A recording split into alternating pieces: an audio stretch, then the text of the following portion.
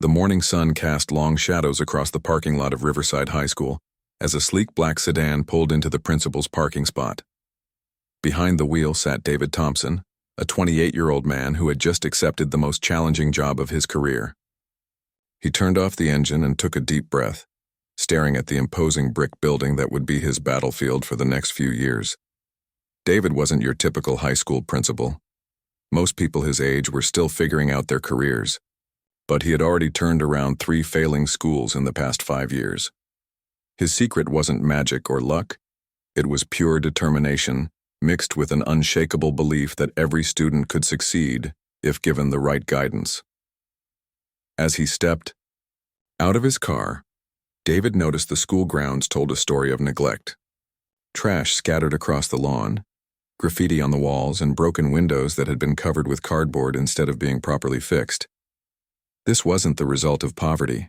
Riverside High was located in one of the wealthiest districts in the state. This was the result of a school that had lost its way. The previous principal had left in disgrace 6 months ago after a scandal involving missing funds and favoritism toward wealthy families. Since then, 3 substitute administrators had tried to fill the role, but each one had quit within weeks. The school board was desperate when they found David's resume and practically begged him to take the job. Walking through the main entrance, David was struck by the contrast between the expensive cars in the student parking lot and the chaos inside the building. Students wandered the hallways even though classes were supposed to be in session. Some sat on the floor scrolling through their phones. Others gathered in loud groups blocking the walkways. The few teachers he saw looked exhausted and defeated. "You must be the new principal," said a voice behind him. David turned to see an older woman with kind eyes and graying hair. "I'm Mrs. Peterson, the school secretary. I've been here for 22 years and I've never seen things this bad." "What happened?" David asked as they walked toward the main office. Mrs. Peterson sighed. "The wealthy families in this district got used to their children having no consequences. When a student misbehaved, their parents would call the school board, make donations, or threaten lawsuits. Eventually, the teachers just gave up trying to maintain order." She led him past a group of students who were openly vaping in the hallway. "Those are the ones you need to watch out for," she whispered, nodding toward 5 students who sat on expensive designer backpacks like they were thrones. "They call themselves the Elite 5. They've been running this school for the past 2 years. David studied the group carefully. The apparent leader was a tall boy with perfectly styled hair and a smirk that suggested he'd never faced a real consequence in his life. Next to him sat a girl who looked like she'd stepped out of a fashion magazine, her entire outfit probably costing more than most people's monthly salary. There was also a thin boy with thick glasses who seemed to be showing the others something on his laptop, a muscular student wearing a varsity jacket, and another boy who kept checking an expensive watch. "What makes them so special?" David asked. "Their parents practically own this town," Mrs. Peterson explained. "The leader's father is the biggest construction company owner in the county. The girl's mother is on the school board. The one with the laptop, his parents are tech millionaires. The athlete's family owns the local car dealerships, and the last one's grandmother left him a trust fund worth millions." As if sensing they were being watched, the leader of the group looked directly at David.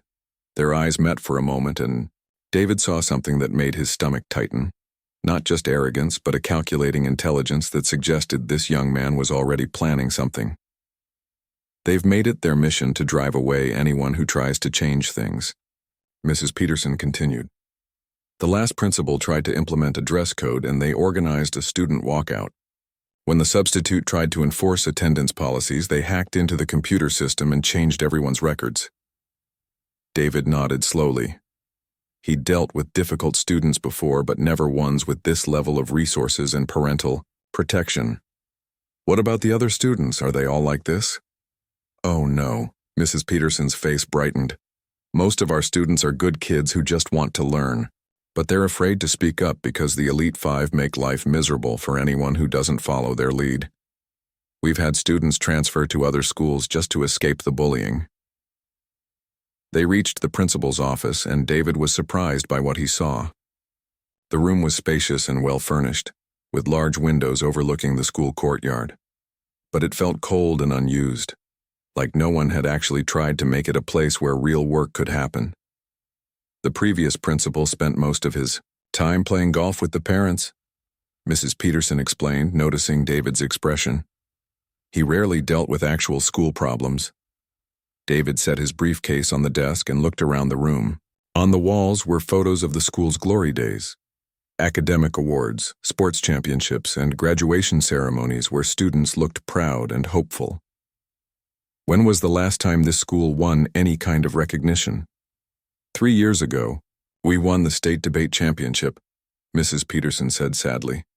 But the girl who led that team transferred to a private school after the Elite Five made her life unbearable. They said she was trying too hard to impress teachers. As David unpacked his belongings, he could hear commotion in the hallways. Loud music was playing from somewhere and students were cheering and laughing. Mrs. Peterson looked embarrassed. This happens every day around this time. They call it their morning show. David walked to his window and looked down at the courtyard. The Elite Five had moved outside and were putting on some kind of performance for a crowd of students. The leader was standing on a picnic table, apparently giving a speech while the others recorded him with their phones. "What's he saying?" David asked. Mrs. Peterson joined him at the window, probably making fun of teachers or announcing their latest prank. Last week they convinced half the senior class to skip school for a mental health day that was really just a pool party at someone's house. David watched the scene below with growing understanding. This wasn't just about a few troublemakers. This was about a complete breakdown of the educational environment. Students who wanted to learn were being held back by a culture that celebrated rebellion and disrespect. "Mrs. Peterson," David said quietly, "I'm going to need you to help me understand everything about how this school really works. Not the official policies, but the real power structure." She looked at him with a mixture of hope and concern. "Mr. Thompson, I have to warn you. These aren't ordinary teenagers. They're smart, they're connected, and they have resources that most adults don't have. They've destroyed careers and reputations of people who got in their way." David smiled, for the first time since arriving at Riverside High. "Then it's a good thing I've never been ordinary either." As the morning bell rang, David made his first decision as principal. Instead of hiding in his office and trying to figure out the school's problems from paperwork, he was going to walk the halls and see everything firsthand. He was going to meet every teacher, talk to students who weren't part of the Elite Five, and understand exactly what he was up against. But first, he had some phone calls to make. If these students thought their parents' influence made them untouchable, they were about to learn that their new principal had done his homework before accepting this job. David Thompson hadn't just been hired to maintain the status quo. He'd been brought in to change everything. David Thompson's first week at Riverside High was like trying to navigate through a minefield, while everyone watched to see if he would explode. By Tuesday morning, word had spread throughout the school that the new principal wasn't going to be another pushover. He had already made 3 major changes that sent shockwaves through the hallways. First, he reinstated the dress code that had been ignored for 2 years. Students could no longer wear clothing with inappropriate messages, short shorts, or shirts that showed too much skin. Second, he brought back the tardy policy. Students arriving late to class would now face actual consequences, instead of just walking in whenever they felt like it. Third, and most shocking of all, he announced that cell phones would be collected at the beginning of each class and returned at the end. The Elite Five were furious, but they weren't stupid. They knew that direct confrontation right away would make them look bad, so they decided to test their new principal more carefully. Their plan was simple: make him look foolish in front of the entire school and force him to back down from his new rules. Tyler, the group's leader, called an emergency meeting in the abandoned music room during lunch on Wednesday. "This guy thinks he can just walk in here and change everything," he said, pacing back and forth like a general planning a battle. "But he doesn't understand how things really work around here." Madison, the fashionable girl who served as the group's social coordinator, was filing her nails while listening. "My mom already got 3 calls from other parents complaining about the new rules. She says the school board is getting nervous." "That's not enough," said Kevin, the tech genius of the group. He pushed his glasses up his nose and opened his laptop. We need to make him quit like the others. I've already figured out how to hack into the school's announcement system. Brandon, the star athlete, cracked his knuckles. My dad says if this principal tries to mess with the football team, he'll have him fired. We have a winning season to think about. Ryan, the wealthy one whose trust fund made him feel invincible, smiled coldly. Let's give him a welcome he'll never forget. Something that will show everyone in this school that we're still in charge. Their plan was set for Friday morning. Kevin would hack into the school's intercom system during David's morning announcements. While the principal was trying to speak to the students, they would play embarrassing sound effects and inappropriate music over his voice. At the same time, Tyler and Brandon would release stink bombs in 3 different hallways, creating chaos that would force teachers to evacuate their classrooms. Madison's job was to make sure everyone knew the prank was coming, so students would have their phones ready to record David's reaction. Ryan would use his connections to make sure the video went viral on social media, destroying the new principal's reputation before he could fight back. Friday morning arrived, and David walked into his office early as usual. Mrs. Peterson was already at her desk, and she looked worried. Mr. Thompson, I heard some students talking yesterday. I think they're planning something for your morning announcement. David poured himself a cup of coffee and sat down at his desk. What kind of something? I'm not sure exactly, but it involves the intercom system and possibly some kind of disruption in the hallways. The Elite Five have been meeting secretly all week. David nodded calmly. Thank you for letting me know. Is the announcement script ready? Mrs. Peterson looked confused. Aren't you concerned about what they might do? Of course I am, David replied. But if I change my plans every time someone threatens to cause trouble, I'll never accomplish anything. Besides, I've dealt with situations like this before. At exactly 8:15 a.m., David's voice came over the intercom system. Good morning, Riverside High School. This is Principal Thompson with your daily announcements. Kevin's fingers flew across his keyboard in the computer lab, executing the hack he had spent all week perfecting. Within seconds, loud rap music with inappropriate lyrics began playing over David's voice. Students throughout the school started laughing and cheering, pulling out their phones to record what they expected to be their new principal's humiliation. But David didn't stop talking. His voice remained calm and steady, even as the music tried to drown him out. I know that some students are trying to disrupt this announcement, but I have important information to share with you. At the same time, Tyler and Brandon released their stink bombs in the main hallway, the science wing, and near the cafeteria. The smell was horrible, and students began coughing and covering their noses. Teachers started opening windows and moving students away from the affected areas. Through it all, David continued his announcement as if nothing was happening. Today I want to talk to you about respect. Respect for your education, respect for your teachers, and respect for each other. Kevin was frantically typing, trying to cut off David's voice completely, but somehow the principal's words kept coming through clearly. Some of you might think that causing disruptions makes you powerful, but real power comes from lifting others up, not tearing them down. The music suddenly stopped. Kevin stared at his screen in disbelief. Someone had locked him out of the system completely. In the sudden silence, David's voice rang out crystal clear throughout the school. To the students who organized this morning's disruption, I want you to know that I'm not angry. I'm disappointed. You have so much potential, so much intelligence and creativity, and you're wasting it on pranks that hurt your fellow students. Madison felt her stomach drop. This wasn't going according to plan at all. Instead of looking foolish and defeated, the principal sounded more in control than ever. The stink bombs you released this morning forced your classmates to breathe harmful chemicals. The music you played contained language that many students find offensive. You didn't just disrupt my announcement. You disrupted everyone's learning environment. Tyler's hands were shaking with anger. How was this guy staying so calm? Every other adult they had targeted had either exploded in fury or crumbled under pressure. David's announcement continued, and his tone remained steady but firm. However, I believe in second chances. If the students responsible for this morning's events would like to speak with me privately, my office door is open.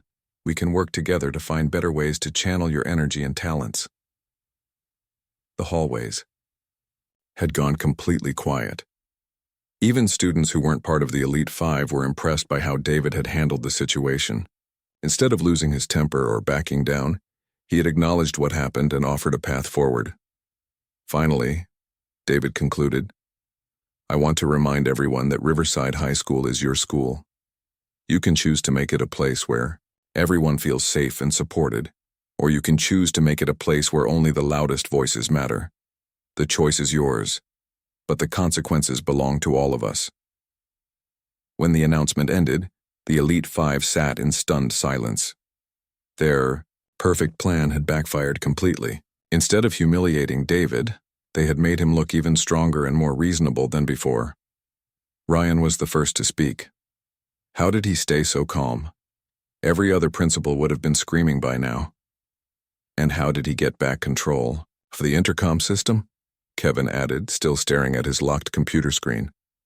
"I had everything perfectly planned." Tyler felt something he hadn't experienced in years: doubt. For the first time, he wondered if they had underestimated their opponent. This new principal wasn't like the others they had defeated. He was playing by completely different rules, and somehow, that made him much more dangerous than they had expected. As students filed into their first period classes, many were talking about David's response to the morning's chaos. Some were impressed by his composure, others were curious about his offer to meet with the troublemakers. But everyone agreed on one thing: their new principal was not going to be easy to break. 2 weeks had passed since the Elite Five's failed morning announcement prank, and Tyler was losing his mind. For the first time in his high school career, someone wasn't backing down from his intimidation tactics. Principal Thompson had not only survived their first attack, but had somehow made himself look better in the process. The new rules were actually being enforced. Students were arriving to class on time, the dress code was being followed, and teachers were starting to look hopeful again. Worst of all, some students were beginning to respect the principal and even defend his changes. "This is ridiculous," Tyler muttered during their secret meeting in the old music room. "He's making us look weak." Madison was pacing around the room, her designer heels clicking angrily against the floor. "My mom is getting pressure from other school board members. They're saying maybe the new rules are actually good for the school." Kevin looked up from his laptop, frustrated. "I still can't figure out how he regained control of the intercom system so quickly. It's like he knew exactly what we were planning." Brandon slammed his fist on the table. "Coach is backing him up too. Says the team needs more discipline. Since when does a coach side with the principal over the players?" Ryan, who usually stayed calm and collected, was showing signs of stress. "My grandmother called yesterday. Somehow she heard about what's been happening at school. She's threatening to cut my allowance if I don't start behaving like a young gentleman." The group fell into silence. For years they had ruled Riverside High through fear, manipulation, and their parents' influence. Teachers were afraid to discipline them, students were afraid to oppose them, and administrators had always given in to their demands. But David Thompson seemed immune to all their usual tactics. "We need to do something big," Tyler finally said. "Something public that will show everyone he's not as tough as he pretends to be." Madison's eyes lit up with a cruel idea. "What if we confronted him in front of the whole school, make him look weak when he can't hide behind his office door and fancy announcements?" Kevin nodded excitedly. "I could live stream it on social media, make sure it goes viral." "The cafeteria," Brandon suggested. "During lunch when everyone's there. We corner him, make him back down in front of hundreds of students." Ryan smiled for the first time in days. "Perfect. Once everyone sees him crumble under pressure, his authority will be destroyed. Students will stop following his rules. Teachers will lose respect for him, and the school board will have no choice but to fire him." They spent the next few days planning every detail of their confrontation. Tyler would do most of the talking, using his natural charisma and intimidating presence to rattle the principal. Madison would provide backup with her sharp tongue and social influence. Kevin would record everything and make sure it spread across every social media platform. Brandon would use his size to make David feel physically threatened, and Ryan would mention his family's wealth and connections to remind everyone of their untouchable status. The plan was set for Wednesday during the busiest lunch period. They would wait until David made his usual walk through the cafeteria, then surround him and force a confrontation that would end his career at Riverside High. Wednesday arrived, and the cafeteria was packed with over 300 students. The Elite Five had strategically positioned themselves at a table near the center of the room, where everyone could see what was about to happen. Kevin had his phone ready, Brandon was stretching his muscles intimidatingly, and Tyler was rehearsing his opening lines. At exactly 12:15 p.m., David Thompson entered the cafeteria. This was part of his daily routine, walking through during lunch to check on students and make himself available for anyone who needed to talk. He moved calmly between the tables, stopping occasionally to chat with students or teachers. Several students noticed the tension in the air. The Elite Five were sitting unusually straight, and there was an electric feeling that something big was about to happen. Some students started pulling out their phones, sensing that they were about to witness something dramatic. David was halfway across the cafeteria when Tyler stood up and called out in a loud, clear voice that cut through the normal lunchtime chatter. "Hey, Principal Thompson." The entire cafeteria fell silent. Every conversation stopped, every fork was lowered, and every eye turned toward the confrontation that was about to unfold. David stopped walking and turned toward Tyler with a calm expression that gave nothing away. Tyler stepped forward, his friends rising behind him like a pack of wolves. "We need to have a talk with you." David clasped his hands behind his back and waited. His posture was relaxed, but his eyes were alert and focused. "I'm listening." The confidence in Tyler's voice grew as he realized he had the attention of the entire school. This was his moment to destroy the man who had been making his life difficult. "See, the thing is, you've been here for what, 2 weeks? And you think you can just change everything about our school?" "That's right," Madison added, stepping up beside Tyler. "This has been our school for 4 years. We know how things work here." Kevin held up his phone, making sure to capture David's face clearly. This video would be shared thousands of times within hours, showing everyone how their powerful principal crumbled under pressure from teenagers. Brandon moved to David's other side, using his athletic build to create a sense of physical intimidation. "Maybe you should think about whether this job is really right for you." Ryan completed the circle, his expensive clothes and confident smirk representing everything the Elite Five stood for. "Our families built this school, Principal Thompson. We practically own it." The cafeteria was dead silent. Students who had never seen the Elite Five challenged were holding their breath, waiting to see how David would respond. Would he get angry and lose his temper? Would he back down and try to defuse the situation? Would he threaten them with detention or suspension? David looked at each of the 5 students surrounding him, taking his time to make eye contact with every one of them. When he finally spoke, his voice was quiet but somehow carried to every corner of the silent cafeteria. "Mr. Harrison," he said, looking directly at Tyler, "before we continue this conversation, there's something I think you should know." Tyler's confidence wavered slightly. How did the principal know his last name? They had never been formally introduced. "I had a very interesting phone conversation with your father yesterday evening," David continued, his tone remaining conversational and calm. "James Harrison, owner of Harrison Construction Company." The color began to drain from Tyler's face, but he tried to maintain his aggressive stance. "So what? My dad doesn't care what happens at school." David smiled slightly, and somehow that small smile was more unsettling than any angry outburst would have been. "Actually, he cares quite a bit, especially about your grade point average, which is currently sitting at 2.1. Tyler's mouth fell open.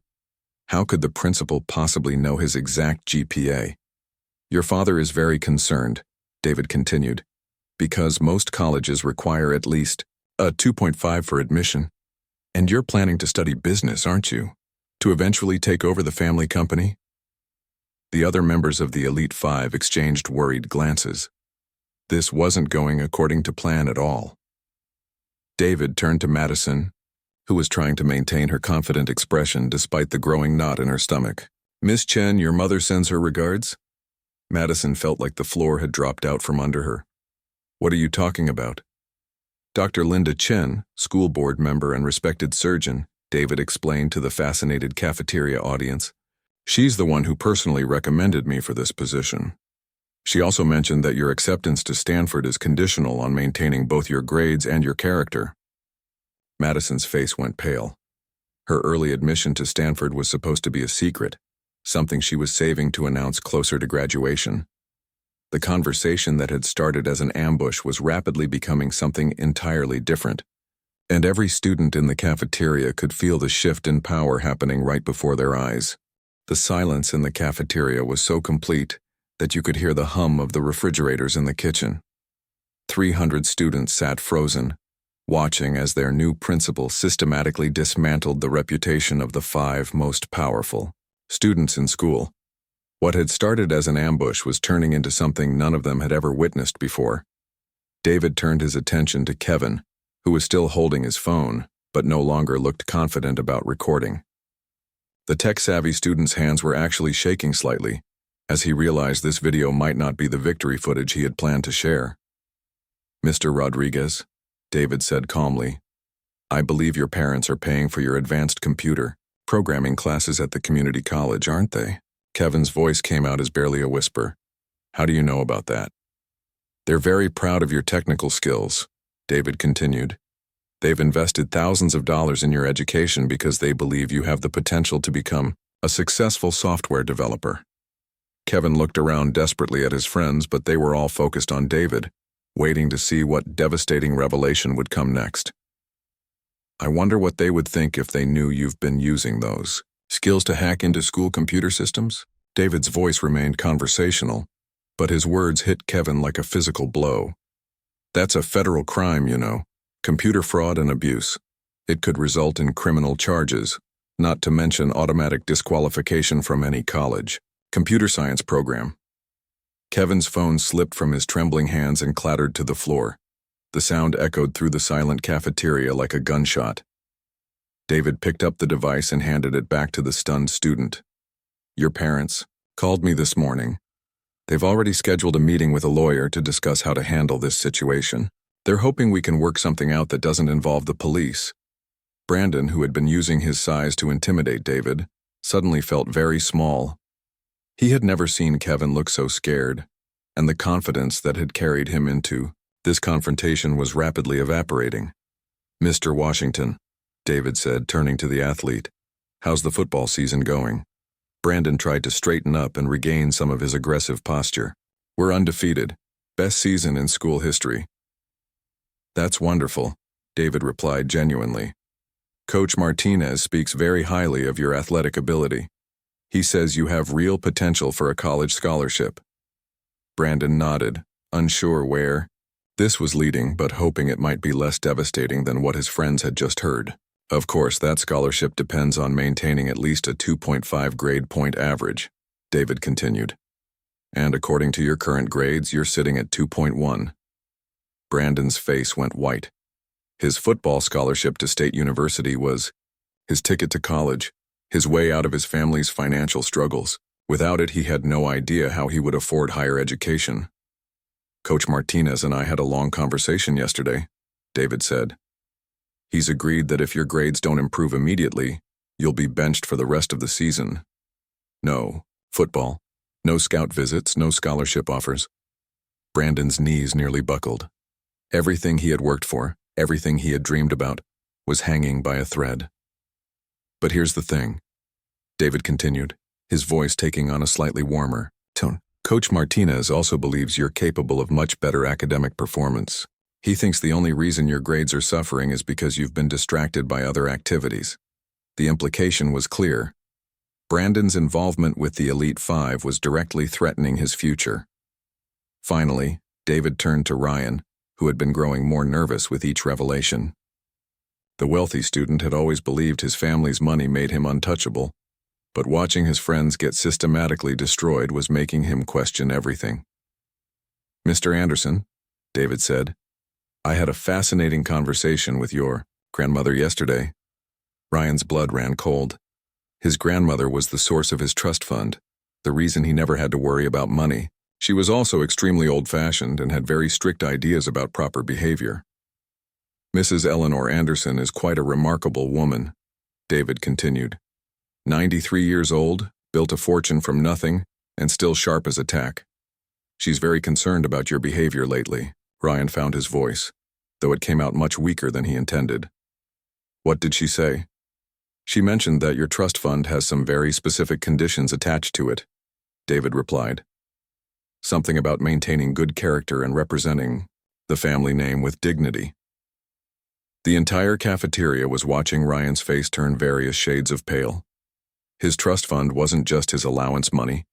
It was his entire future, his college fund, his inheritance. She's particularly concerned about reports of bullying and disrespectful behavior, David continued. She asked me to keep her informed about your conduct at school. Ryan felt like he was going to be sick.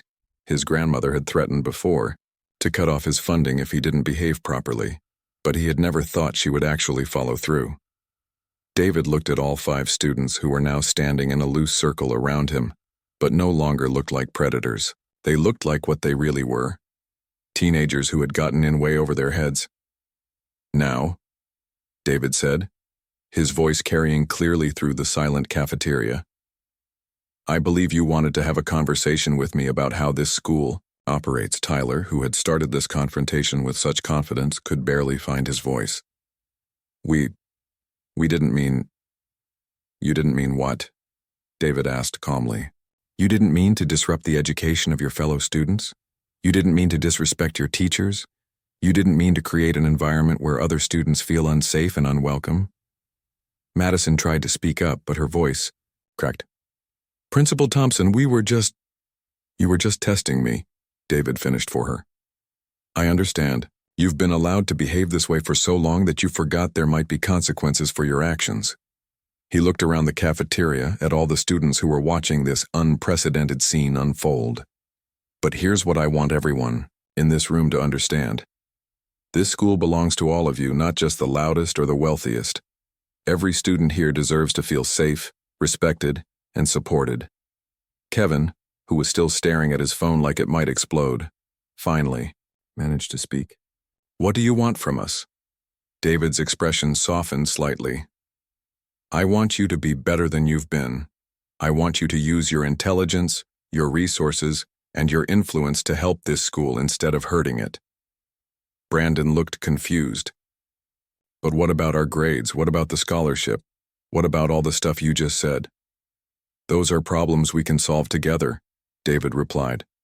But only if you're willing to work for it. Your parents and I have discussed some options. Ryan's voice was barely a whisper. What kind of options? David smiled, and for the first time it wasn't intimidating. It was actually kind. Tyler, you're going to join our peer mediation program. Use your leadership skills to help resolve conflicts instead of creating them. Tyler blinked in surprise. Peer mediation? Madison, you're going to tutor struggling students in math and science. Your academic skills can help other students succeed instead of just making yourself look good. Madison looked stunned. You want me to tutor people? Kevin, you're going to use your computer skills to help update our school's technology systems and create educational programs for other students. Kevin's eyes widened. You mean legally?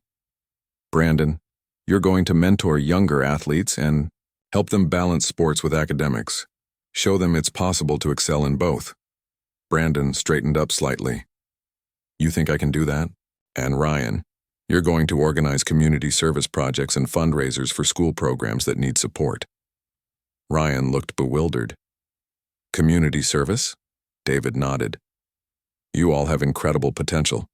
The question is whether you're going to use it to tear people down or build them up. The cafeteria remained silent, but the tension had completely changed. Instead of watching a confrontation, students were witnessing something that might actually be hope. The cafeteria remained frozen in time for what felt like hours, but was probably only 30 seconds. 300 students were trying to process what they had just witnessed. The 5 most feared students in school were standing in front of Principal Thompson, looking like children who had been caught doing something wrong. Tyler was the first to break the silence. His voice was so quiet that students in the back had to lean forward to hear him. Principal Thompson, we don't know how to do those things you mentioned. David's expression remained calm and encouraging. That's why we're going to learn together. Change doesn't happen overnight, but it starts with making the choice to be better. Madison wiped her eyes, trying not to let anyone see that she was close to tears. For 4 years, she had built her identity around being untouchable, superior, to everyone else. Now she felt smaller than she had since middle school. What if we mess up again? What if we can't change? Then we'll deal with that when it happens, David replied. But I have faith in all of you. You're much more capable than you've been showing. Kevin, who was still clutching his phone, looked up with genuine confusion. Why aren't you just expelling us? Every other principal would have kicked us out by now. David smiled slightly.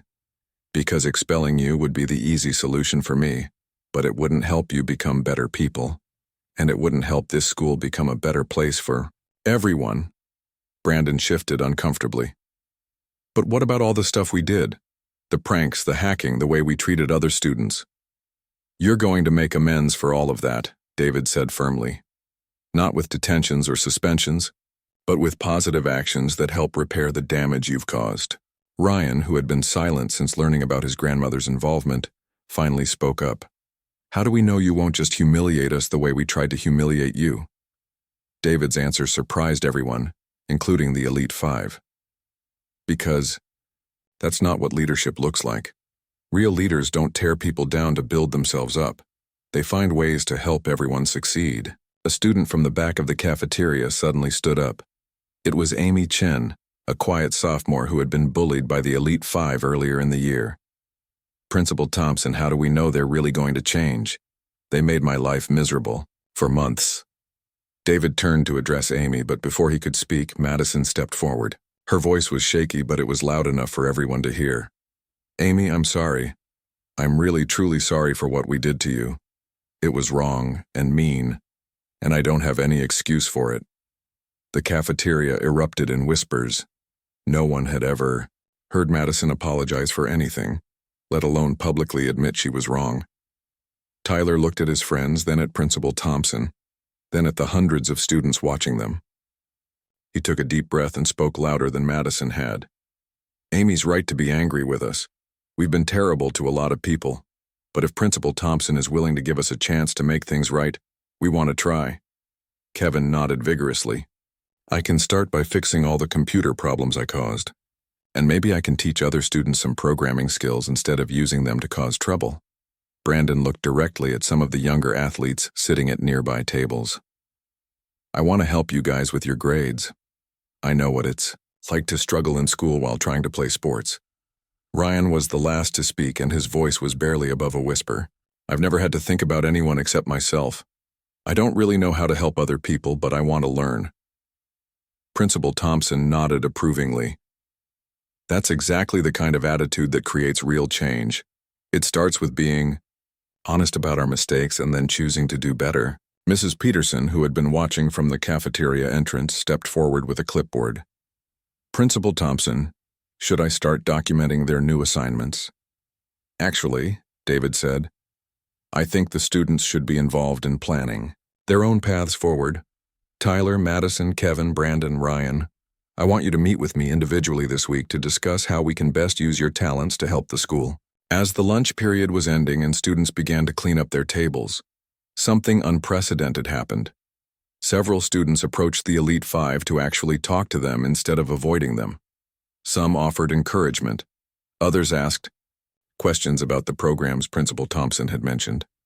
Amy Chen walked up to Madison, who looked terrified that she was about to be confronted by someone she had bullied. Instead, Amy said quietly, If you really want to help with tutoring, I know some kids in my math class who could use help. Madison's eyes filled with tears again. You would trust me to do that? After everything? Amy shrugged. Principal Thompson says people can change. I guess we'll find out if he's right.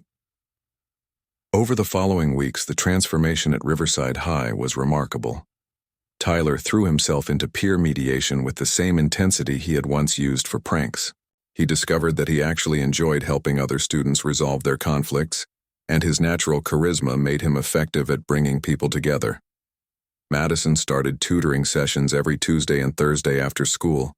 She was amazed to discover that helping other students understand difficult concepts actually made her feel better about herself than getting perfect grades ever had. Kevin became the unofficial tech support for the entire school. He fixed computer problems, taught students basic programming, and even created an app that helped students organize their homework assignments. His illegal hacking skills transformed into legitimate technical expertise that everyone appreciated. Brandon not only brought his own grades up to a 3.2, but he also started a study group for student athletes. His football team had their best academic year in school history, and several younger players earned their first college scholarship offers. Ryan organized the most successful fundraiser in Riverside High's history, raising enough money to renovate the library and buy new equipment for the science labs. He discovered that using his family's connections for good causes was much more satisfying than using them to avoid consequences. The most surprising change was in the overall school culture. Other students began following the example set by the former Elite Five. Acts of kindness became more common than acts of cruelty. Academic performance improved across all grade levels. Even teachers who had been considering leaving decided to stay. At the end of the school year, Principal Thompson was invited to speak at the graduation ceremony. As he looked out at the senior class, he saw Tyler giving the valedictorian speech about the importance of using privilege to help others. He saw Madison receiving an award for community service. Kevin was recognized for his contributions to the school's technology programs. Brandon graduated with a full scholarship to State University, and Ryan was accepted to business school with plans to focus on nonprofit management. But the moment that meant the most to David came after the ceremony, when the 5 former bullies approached him together. "Principal Thompson," Tyler said, "we wanted to thank you." "For what?" David asked. Madison answered for the group. "For seeing who we could become instead of just punishing us for who we were." Kevin nodded enthusiastically. "You changed our whole lives." Brandon grinned. "And you made us actually like ourselves for the first time." Ryan, who had grown more confident and genuine throughout the year, added, "You taught us that real power comes from lifting people up, not tearing them down." David smiled as he watched them walk away together. No longer the Elite Five who had ruled through fear, but 5 young adults who were ready to make a positive difference in the world. The 60 seconds that had started as an attempted humiliation had become the foundation for a transformation that would last a lifetime.